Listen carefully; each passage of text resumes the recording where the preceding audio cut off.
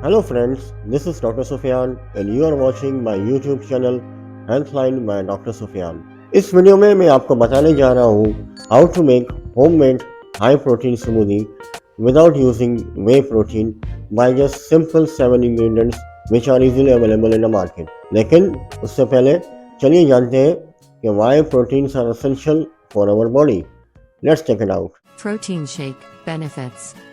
Supports muscle growth and repair. Protein is an essential nutrient that helps build and repair muscle tissue.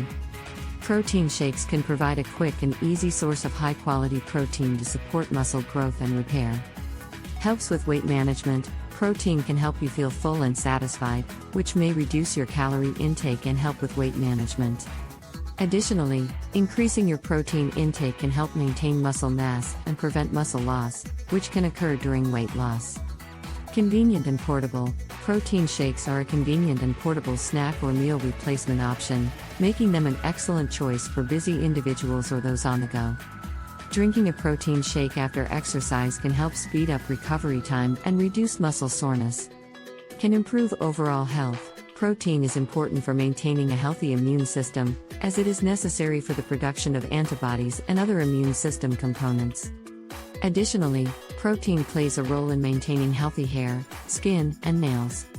It's important to note that protein shakes should not be used as a complete replacement for whole food sources of protein.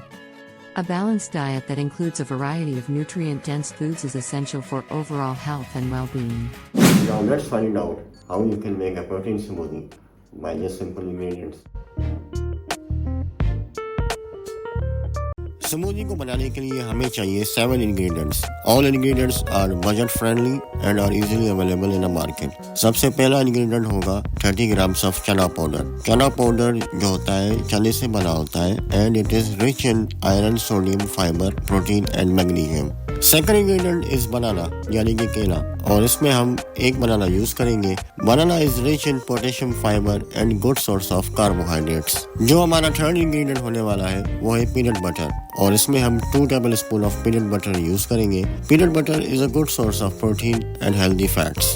जो fourth ingredient है हमारा वो है cinnamon यानी कि दालचीनी और यहाँ हम 1/4 tablespoon of cinnamon यूज करने वाले हैं. And cinnamon contains antioxidant and anti-inflammatory properties जो हमारी हेल्थ के लिए बहुत अच्छा है. इसके बाद fifth ingredient is going to be jaggery.